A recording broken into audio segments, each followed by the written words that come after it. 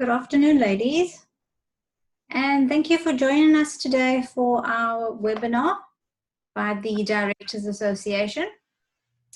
As you know, the Directors Association has a campaign known as BoardRoom2026, and within that campaign it has 8 initiatives.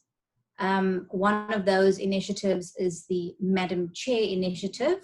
The main thrust of that initiative is having women placed on boards. I am heading up the committee which leads the Madam Chair initiative.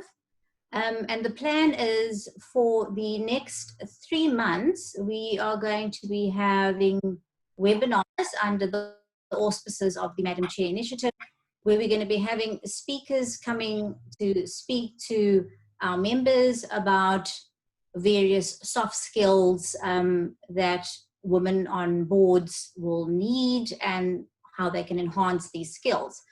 But in order for you to get the best value out of these webinars, and in order for us to tailor-make these webinars and to choose the best speakers, we thought as a committee that the best way to start with this webinar would be to do it in a very interactive and engaging manner, and to discuss with you as women what you think are the challenges, the barriers, the hurdles, the roadblocks that you are currently facing as women on boards, or that you think you will face as a woman on a board. And once we've identified these challenges, these barriers, these hurdles, and these various roadblocks and difficulties that you will encounter, we'll tailor-make those programs for the next 3 months, and we'll have speakers who can address our members on how we can overcome them, what skills we can develop to address those challenges, and how we can, better develop our own soft skills in that regard. So this is going to be a very interactive webinar today. You don't have to speak. If you prefer not to, you can use the chat button at the bottom, and you can share your thoughts or your views or your queries or your comment. Alternatively, if you want to speak, I can see all of your mics on mute, which is great. So when you want to say something, then just unclick your mic, and then I'll know that you want to speak, and then that'll be my indication that you want to say something, and we'll take it from there. So moving on from that, we can start off with any one of you who'd like to start off the discussion on what it is you think are challenges that you're currently experiencing within the realm of your soft skills. And soft skills include leadership skills. And these are innate characteristics and traits which we have. These are not our technical skills. These are not our professional skills. These are the skills that we come with to the boardroom. And although they're innate skills which we naturally have, some of them can be learned, and some of them can be attained, and some of them can be changed. So nothing is cast in stone. So would anybody like to start?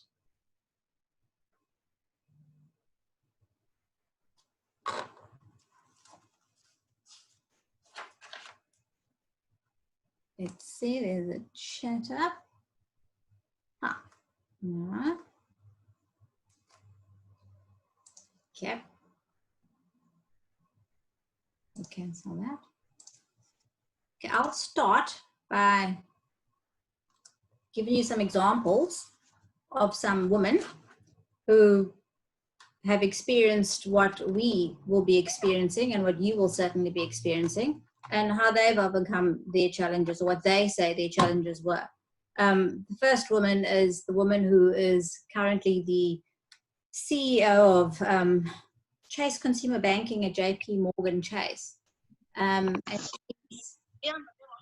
thank you. Who's that? It's Enid. Hi, go for it. I just joined. Thanks for joining us. I'm not too sure if you've just joined. What I was saying is that we're going to be talking about the challenges, barriers, hurdles, difficulties that we believe women face currently as board members, or that you think you may face as board members in the future. What you think those challenges are, and then we will unpack that, and then we're going to formulate programs of our next 3 webinars to address those challenges, to equip you with the necessary soft skills going forward. So this webinar is meant to be quite an engaging and interactive webinar where we want your feedback on what it is you would like to learn about, what it is you would like speakers to address you on, what it is you think are the important challenges that need to be addressed, what it is you think are the soft skills that are most important, particularly for women and women in the boardroom. And when you want to say something, all you got to do is just unmute your mic, and I'll see that you want to speak, and then it's over to you, and you can contribute as you feel necessary. Okay. Okay. So at this stage, anyone can feel free to interrupt me at any time by just unmuting your mic, and you can speak. Okay. So I was just given an example, just to start off, of one of the well-known CEOs, women CEOs, and how she deals with being a woman CEO. And she's the current CEO of the Chase Consumer Banking at JP Morgan Chase. Her name is Tusanda Brown Ducat. And for her, the key soft skills that she feels she brings to her job as CEO are authenticity. She finds being herself at all times is what makes her an authentic leader. And being herself means acknowledging her race and acknowledging her gender, trying to be anything other than what she actually is. And inclusive in that, she says, is acknowledging where she comes from and that are important for her. One of the issues that are important for her are issues regarding, advocating for people living in disadvantaged communities. So within her company, she makes sure that they do have programs for disadvantaged communities, because that is an issue that's particularly close to her heart. So for her, that's her true and authentic self. Another reason she attributes to her success is having a mentor, having somebody that she could look up, that genuinely believed in her and gave an opportunity. So having a mentor, she felt, was key for her upward mobility and success. And then another point that she uses is conformity. And she feels not conforming is the way to go. And particularly with regards to dress codes. And she says, historically, one is told that the dress code of the boardroom and the C-suite is quite formal, black and white, quite conservative. And she chooses not to do that. She's bright. She wears bright colors. She has her hair in braids. She's got bright colored nails, because that is who she is. That's her personality. She chooses not to conform, and it doesn't detract from her professionalism or her output as a worker or as a CEO. Another point she raises is her work ethic. She says she's got a good work ethic. She was always raised to work twice as hard as everybody else, to put in twice as much effort, and to give her best of whatever she did. So she's got a good work ethic. She works hard. And most importantly, she does not check her home life at home. So when she leaves home, she doesn't leave her home life at home. She takes it to the office with her. So when she's at the office, she speaks about her 4 children, her kids, what's happening, and she speaks about issues affecting them. So for example, she gives an example of one day canceling a meeting that was scheduled to discuss race issues because somebody had hurled a racial insult at her son. So she canceled the scheduled meeting, and a discussion was held around the boardroom table about race, because that was important to her. So that's how she leads, and she feels those are the key attributes that make her a successful leader, and particularly being a woman of color in a largely banking, white male dominated sector. So that's one example of somebody knowing what her barriers were, acknowledging them, and sort of overcoming them in her own ways. Would anybody else like to share what they think some of the challenges are that they're experiencing or are going to experience?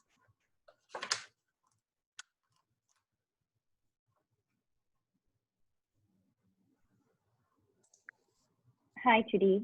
It's Priscilla speaking. I know there's some on the chat, but I just wanted to also bring up a conversation regarding when you mentioned the relationship of coaching and mentorship from that the CEO had quoted. I think one of the soft skills for me that is something that maybe not a lot of people know of, and especially because it's so soft, is how to manage that relationship. And what it looks like practically. So I guess I'm more process driven. So I'd like to, even though I'm aware that it's a very personal and soft issue to deal with, I'd like to be able to get practical ways of how to manage a mentor relationship. One, I guess, being how to approach somebody that you believe is a good mentor / coach. But secondly, how do you hone that relationship? What are the sort of things that you should be aware of?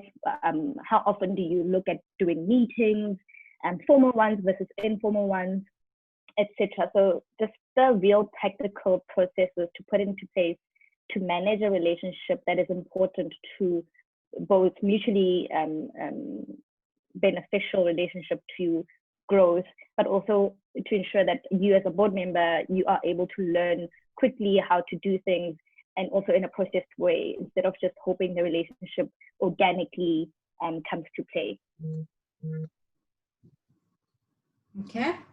So mentors and managing the relationship with your mentor, and finding the right mentor, finding the right fit with your mentor, and how to work that relationship.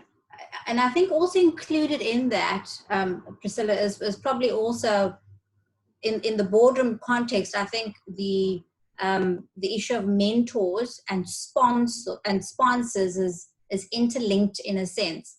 And I'm sure most of you have heard about in the workplace having a sponsor, and a sponsor being having that one person that you work with who is your superior, who is always that person who has your best interest, who's always sort of, when you're not in the room, who's always punting for you and putting you forward as the ideal candidate, and who has your back essentially. But in the boardroom, I think having a mentor is a combination. That person is a combination of being your mentor and your sponsor, and they don't necessarily have to be on the same, in the same board as you, but it's just somebody with experience. But yes, that is actually a good point, how to find the correct mentor for you and how to build that relationship. Yeah. Sorry, just one last, while I have you, one last thing. I also would like to, one of the soft skills that I'd really like to hear more about and learn about is getting over your own biases. And we all come from different cultural backgrounds. We are female, so there's other cultural issues that might sort of hold you back from your independence, or your sort of independent thought rather in a board. So how do you learn to separate your own biases? You know, I know, for instance, I mean, I listen to some podcasts. I think the first step is to just understand that you will have some biases. But what are the things some women have done to overcome their own biases? Is it reading a book? Is it going to meet people that are really different from you? Like, what are the kind of practical things can you do as well to ensure that your bias can be left at the door when you are sitting at a board, and you can look at things more independently and not have your background or your educational, well, I guess education makes a bit of a sense, but any other soft issues that may be happening not have it influence too much of how you can advise the board. So I guess a bit of keeping your nose there, but your fingers out of it. If I understand you correctly, I think what you're describing is more a situation of imposter syndrome.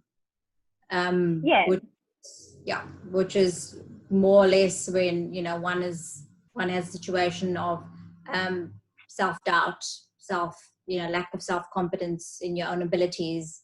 And you'll be actually quite interested to hear that imposter syndrome, and there have actually been quite a lot of studies done on this, and it shows that it's experienced largely by ethnic women, particularly in the academic field. That is the 70% apparently of ethnic women experience imposter syndrome. So it's feelings of self-doubt and lack of self-confidence and fear of rejection, that you shouldn't be here, and all the rest. But absolutely. Okay, it's Nandi. Hi, Nandi. Afternoon. Okay, I haven't sat on a board, but I've sat in committees and everything. So for me, I think what I could be bringing to the board is the sense of morality. Not to be swayed by the wrong decisions or the money or whatever it is that is happening, but just to bring that morality. I know it's not what is required from a director, but I think I can bring that. When I say not required, I think from the governance thing is that we read, it's not like a big thing that obviously morality is important, but some people, they can be directors and they don't have to, morality, I think it's subjective apparently. So it's that particular thing. So for me, I think I will be bringing that to the board. And I do want to, just to extend to what Priscilla was saying, I feel that I will need to be over-prepared for me to be able to be heard in the boardroom. Not just like anybody else, all the other men. I think I need to learn even more, understand even more from my viewpoint to be heard. Nandi, if I understand you correctly, I think you're talking about integrity, and taking your integrity to the boardroom. Integrity is a soft skill. Integrity is a soft skill that is a vital skill for a boardroom member, because you should and you must speak out, especially as a non-executive director. And coupled with integrity is exactly what you've just said now as well, which is over-preparedness, which relates to confidence. So if you're going to have integrity, you have to speak out. And in order to speak out, you have to have the confidence to speak out. So those two are completely interrelated, and those two are absolutely key soft skills that are required for board members, and particularly for non-executive board members who are required to bring to a board an objective view, and who are required to speak out if necessary. So you absolutely on point. And yep, we'll take that into account.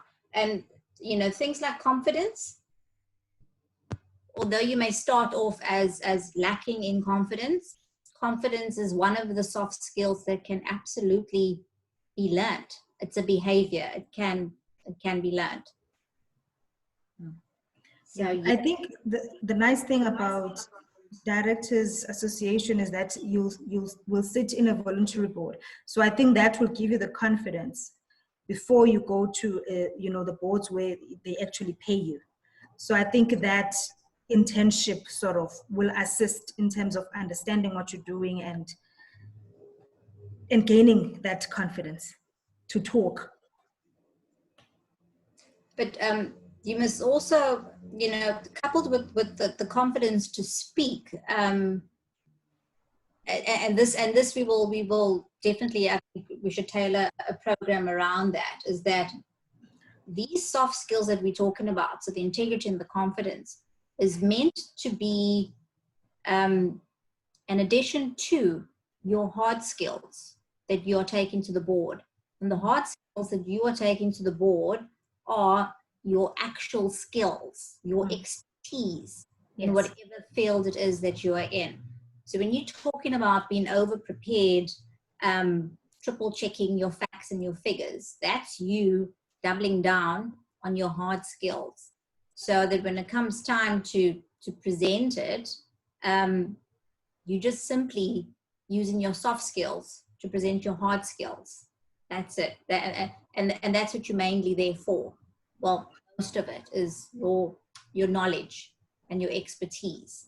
And the soft skills is what you're going to use to make you effective in using your hard skills in an effective manner for the benefit of the board. But yeah, it goes hand in hand.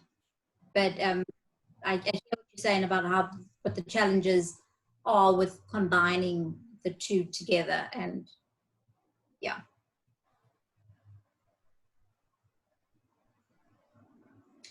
I see we've got a chat up, and somebody's mentioned the Old Boys Network, not being invited to networking events outside of work, as a woman being perceived to be too emotional when it comes to decision making. So you know, that takes us back to biases, and that's once again would fall, well, that's two things. Okay, so let's start with the being too emotional. That falls under the whole gender bias, which is an unconscious bias where you stereotype and you attribute certain characteristics. So leaders are assumed to be assertive. And when a man is being assertive, he's regarded as being a leader. But when a woman is being assertive, then she's regarded as being aggressive.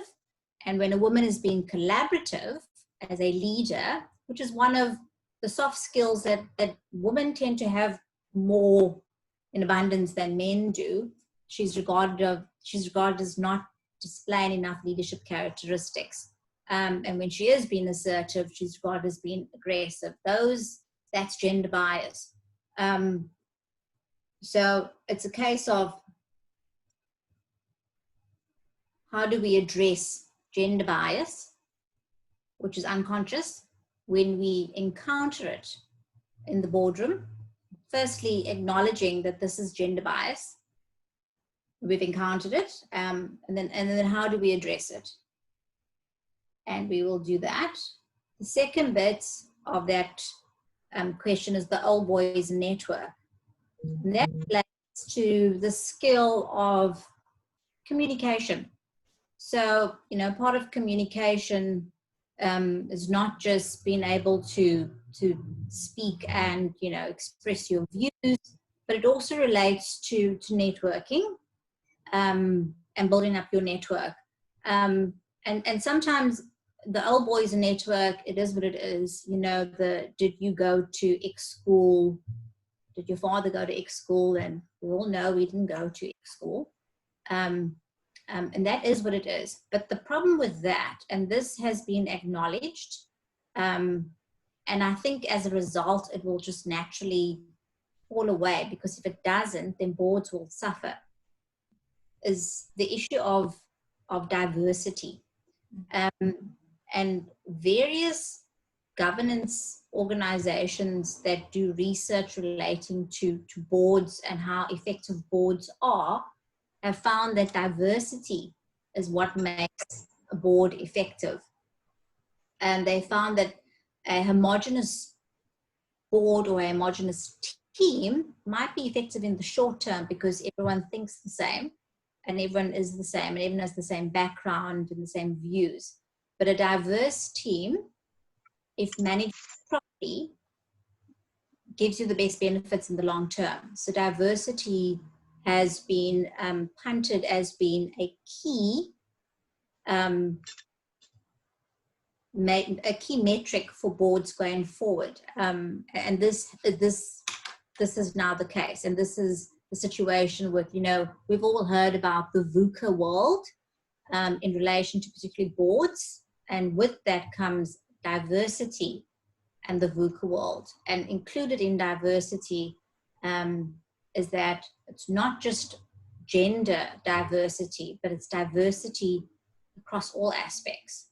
So it's not just having a mix of men and women, it's having diversity of background, of views, of perspectives, of professions. It's complete diversity, not the usual where boards were only made up of men who had an accounting or a legal sort of background. It's complete diversity. And diverse boards are effective boards. So I think that goes in with the Old Boys Network, but we can definitely talk about, you know, the VUCA world and diversity in relation to that.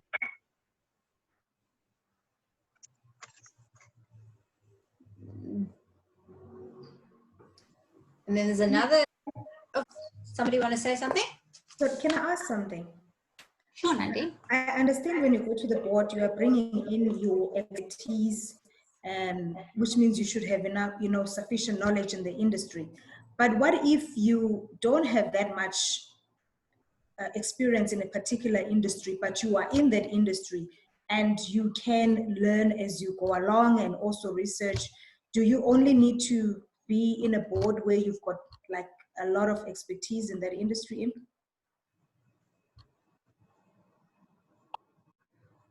No. Willingness to learn is a soft skill. Being willing to learn and to adapt. Definitely. So that is one of the skills you bring. You know, as long as you don't take with your lack of experience, sort of lack of confidence to go with it. So being willing to learn and to listen, but to still contribute from your perspective. And I think there's benefit to be had from not having that much experience in a particular sector.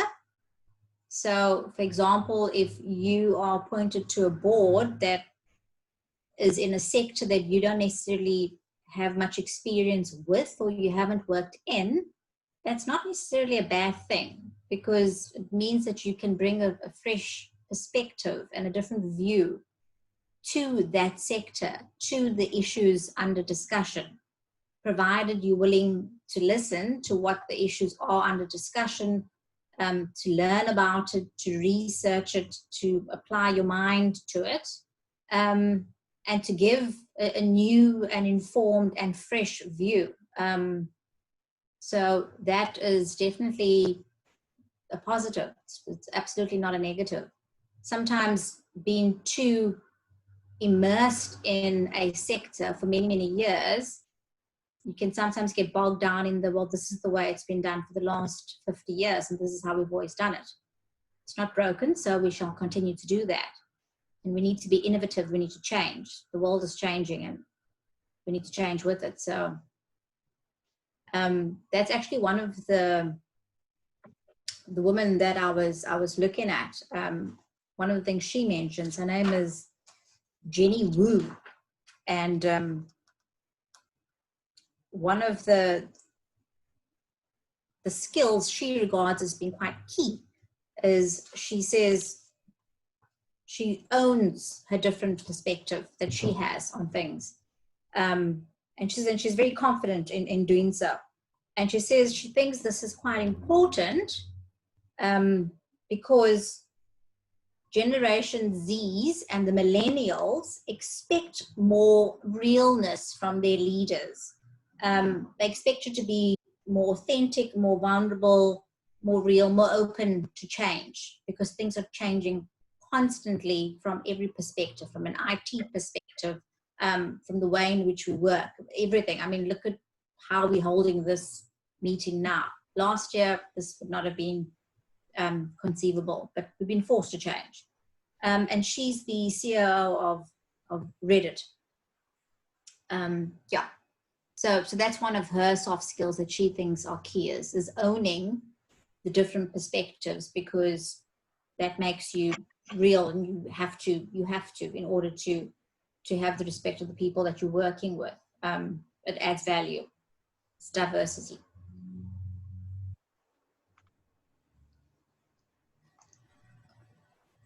Tebogo. Hi, Tebogo. Hi. Yes.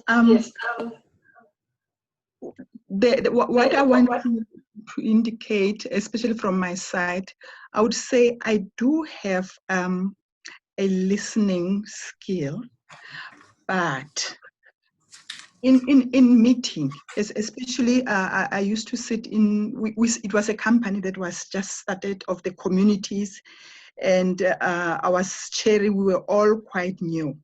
Now, the area that I see I would need really maybe to improve on or to be assisted on is managing the meeting, making sure that the meeting is on track and it doesn't lose direction. How to manage members with, I would say, like verbal diarrhea, because such meetings of communities can be, like in parliament, it can be really haywire. And it's about managing that. And also sometimes I feel that as I'm chairing, especially that I was chairing, I would feel that there are a lot of contribution. I'll manage them to contribute. But at the end, I feel like I never contributed to the real issue, but I was just like summarizing as they were talking, members contributing. I don't know if that is, as a chairperson, is good, because at times I feel I need to, along the way, to also make a contribution. So I think I would need improvement around that. Thank you. So Tebogo, so essentially how to time manage meetings such that you can get value out of everyone. Everyone has a chance to contribute their views without running over time, but without tailing anyone who wants to express their views. Yes, yes, that's that. Which can be difficult depending on the number of people you're having in a meeting at any given time.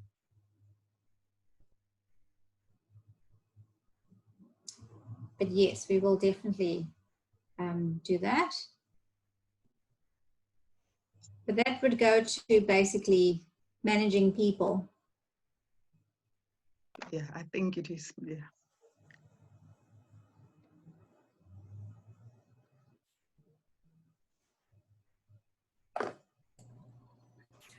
Hi, Trudy. Hi, Claire. Okay, my question is, I come from an entrepreneurial background, and most boardrooms are corporate environments. What sort of skills could you suggest that I could focus on to kind of help with that crossover from being in an entrepreneurial space most of the time, not ever having been on a board or dealt with people on a board, now would be put in a boardroom environment. Yeah, what sort of skills would you recommend I focus on to kind of get me there? Because it's a very different environment for me, having kind of been an entrepreneur for about the last almost 30 years. So yeah, that's my question. Claire, actually, you will probably find when you do make the transition that you will be in the best position. You'll be in a better position than most. How do you come to that? Because as an entrepreneur, you have to do everything. You Yeah, are true. the HR, you are the finance, you are operations, CEO, COO, you everything. So you have had to hone all these soft skills, whether you've known it or not. You already have these soft skills. You've got communication skills, or else you would not have been in business for 30 years. You've got problem solving skills, you've got leadership skills, you've got teamwork, you've got EQ, because you've managed to get people to work with you for a long period of time. You've been adaptable because you've been in business for so long. You've got a work ethic. You clearly have critical thinking, flexibility, creativity, integrity. You've got, these are key soft skills, which for an entrepreneur who's been in business for 30 years, it's a little bit inconceivable that you would have stayed in business for 30 years if you didn't have them. So for you, it's going to be a case of, I would imagine, what is called the sort of edge effect. They talk about it in marketing terms, where you moving, the edge effect is where sort of the difference between the sort of a forest and a meadow, at that exact point where a forest becomes a meadow. That's the edge effect. It's like a gradient, difference in terrain. So for you, it's going from one to the other. And with you, it'd be a case of not just to making the transition, and how to make that transition by acknowledging, I would think, all the attributes that you actually do have objectively, and where you might think you're lacking, and how to sort of beef up on those attributes. But when you do actually sit down and objectively do a list of what the attributes you actually have, which have made you a successful entrepreneur who's made it for 30 years, you'll be surprised at how long your list probably is. But yes, we will, I think that's actually quite a key topic for us to explore, because that is one of the focuses of the Directors Association, which is on entrepreneurs, and on entrepreneurs making the leap from being entrepreneurs to going into boardrooms, because entrepreneurs have so much value to add to boardrooms, and actually have a lot more value to add than just the quintessential professional person.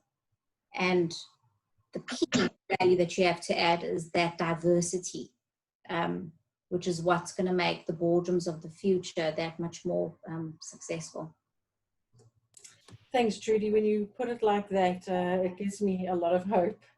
It inspires me to believe that, yes, I can make that leap. So thank you very much for that. I appreciate it.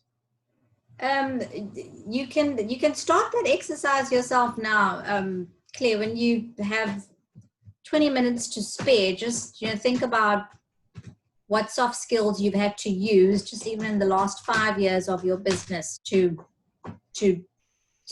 be successful. Just 5 years of your 30 years, and you'll be surprised at how many of the soft skills you actually have. Okay, I'll be happy to do that. Thanks for the input. Thank you.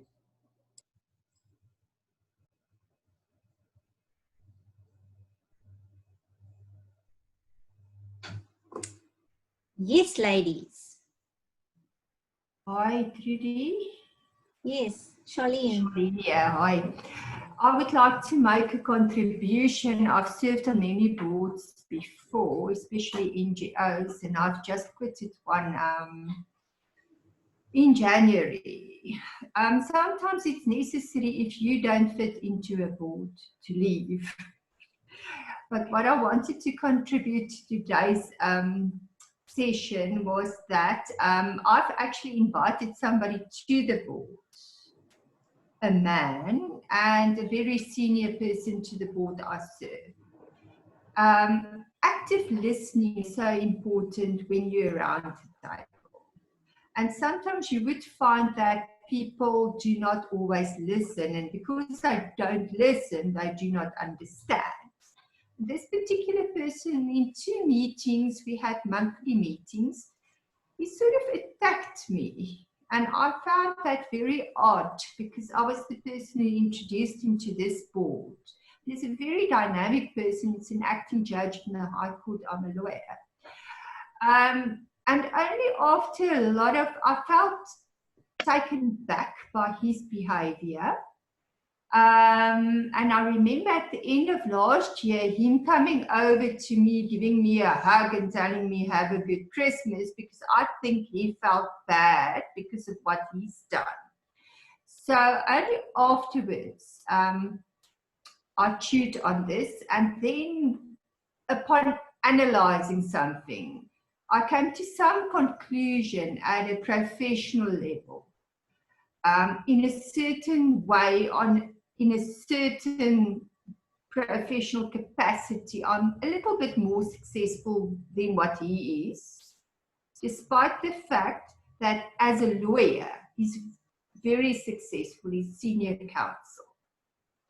So my point is, once you do active listening and you are genuinely wanting to understand the dynamic of a boardroom, it becomes easier to distance yourself from the emotion, and especially if you feel there's something personally coming towards you, and to say, you know, there's a motive behind this, there's something behind this, and to try and understand what that is and how to deal with that in a manner that's respectful and respecting the house at that stage for what it is. And I just think as we grow older and with more experience, it's easier. But for younger ladies, sometimes you might feel, what did you do wrong? And it wasn't you, it was the other person who had the issue.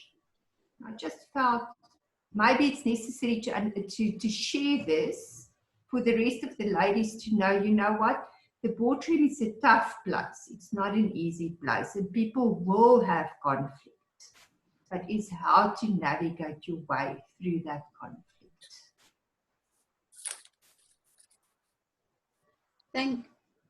Thank you, Charlene. I think that's actually quite key. And what you're talking about is largely emotional intelligence. Being able to understand your own emotions and the emotions of the other people around you in the boardroom, to understand what's happening in the boardroom at any given moment, why the atmosphere is charged, and is it appropriate for me to express a view at this point in time, or is it more judicious for me to actually rather say nothing and step back, and you know, and that requires a level of you know, emotional intelligence, which is a soft skill, and sometimes, you know, women tend to have that naturally, and as we get older, it develops more and more, but it's also something that you can also cultivate as well, because as you said, it's also about active listening, and engaging and trying to understand the other person's perspective, and the emotions in the room, and sometimes you will get emotional and you will get upset and you will be the one, you know, speaking in a highly charged fashion, and thereafter reflecting on your words and regretting having said what you said, or not having said what you said, but having said it in the manner in which you said it, and thinking, I'm happy that I said that, but I wish I had said it in a less sort of outbursty sort of fashion. So yeah, so it's about understanding your emotions and the emotions of others, listening and understanding, you know, the room, the temperature of the room. So yes, that's an important observation, and I think that is actually key for any board member, whether you're new to it or you've been doing it for years.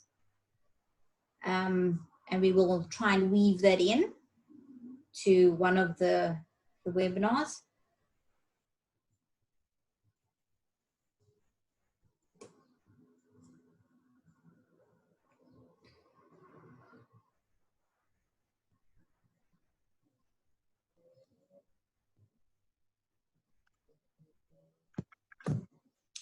Let's see if anybody's wanting to rather say something on the chat.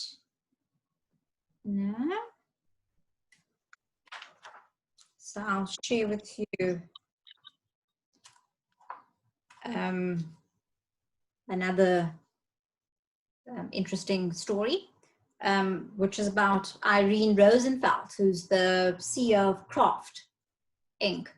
And for her view is that diversity in the workplace, and you know, these views about the workplace, but for me it translates to the boardroom as well.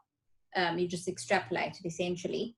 And she says diversity in the workplace is, it's a business imperative. It's critical to enabling the growth of the company, and likewise diversity within a boardroom. If you don't have diversity in the boardroom, then you're not going to have a diversity of views. You're not going to have a diversity of opinion, and that company is going to not grow. It's going to be stagnant, and that's not in the company's best interest at all. And you're not fulfilling your role as a director or as a non-executive director.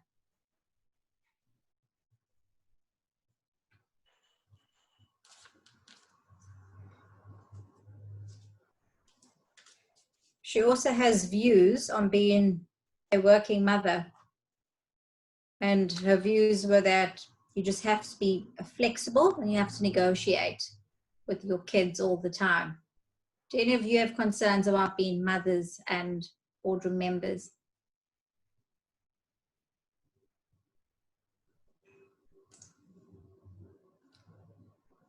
I see there's a question here.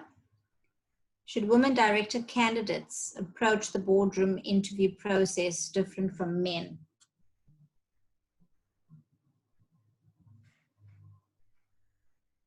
The interview process? No. I think we will address this in one of the webinars, as in how do women approach it. And I think one of the key things is you need to approach it as in you approaching it as you a woman. And that's the difference between you and men. I mean, the key thing you're bringing is your hard skills, which is your professional abilities or your entrepreneurial skills that you're bringing to the board. So that's your expertise, however you've attained it, and your soft skills as a woman. So that's what you're bringing. You definitely are approaching it differently to a man, and that's about being authentic. So authentic and not conforming. If you're going to not be authentic, you're going to conform, then you'll find yourself dressing a certain way, trying to act a certain way, trying to present the professional image of what the boardroom type looks like, and you lose yourself in the process. So you need to be you in the interview throughout, because if you are you in the interview, then you can stay being true to yourself throughout the rest of your tenure on that board. But we will definitely address interview techniques and processes, and how these differ for men and women.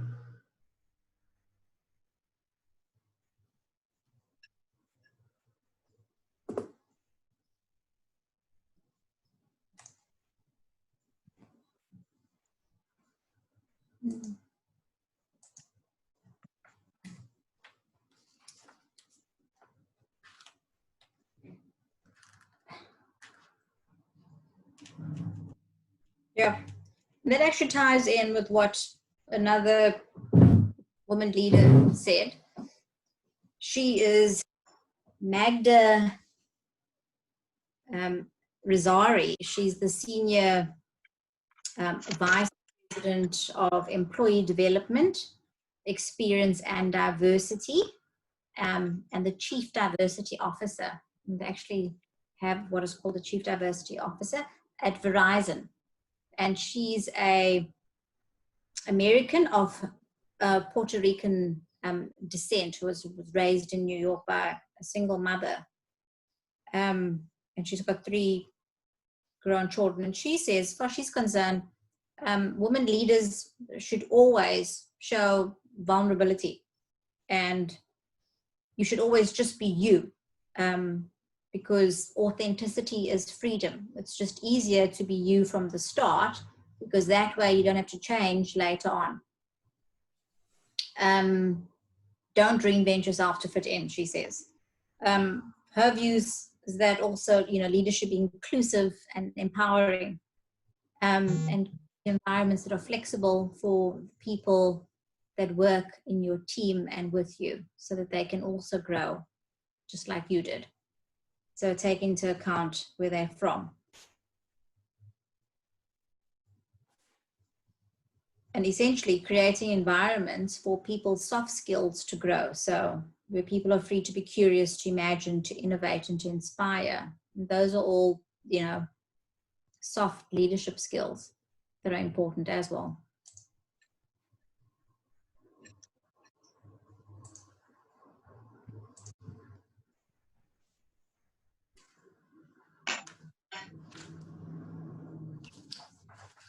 Anyone else have any challenges?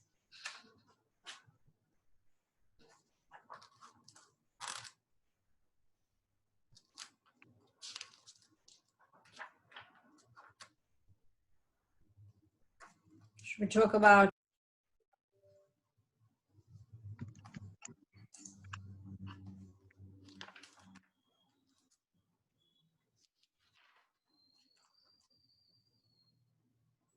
the,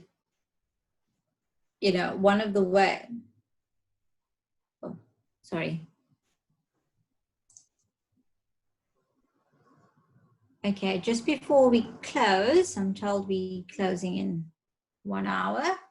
I will just leave you with one last thing to look at, or 2 things. Firstly, next week, Tuesday, same time, we will be having another webinar by our finance team, and that will be on director investment decisions. And that will be at 12:30 next week, Tuesday. So it's every Tuesday at 12:30. So next week, Tuesday is on director investment decisions. And the last thing I want to just leave you with is a quote or a view by an author, Brene Brown, who basically says, true belonging only happens when we present our authentic, imperfect selves to the world.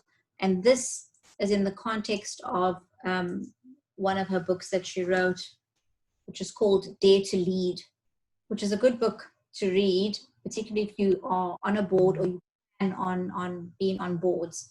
And it teaches you about issues like confidence and how to build your confidence and how to overcome issues relating to basically soft skill management, how to acknowledge it for what it is, and how to overcome it. And that's one of the ways in which you can teach yourself soft skills, by reading books, taking classes, and listening to podcasts. So yeah, that is us from the Madam Chair Initiative for today's webinar. And thank you so much, ladies, for enjoying us. Thank you for your feedback.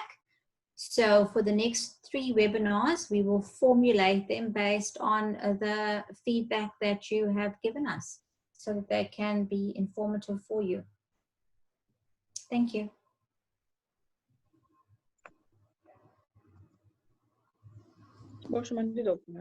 Thanks, Trudy, and thanks, ladies.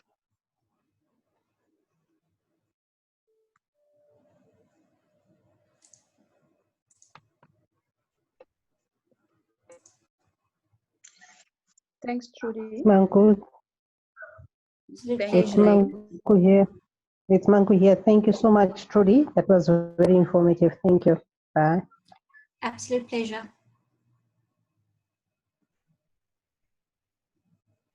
Thanks, Trudy. That's Nkosazana.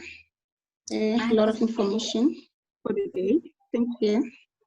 It's a pleasure.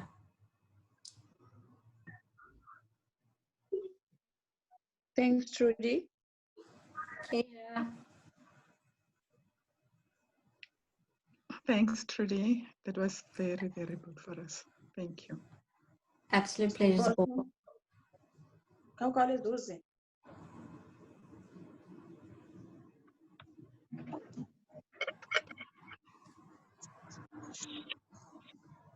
And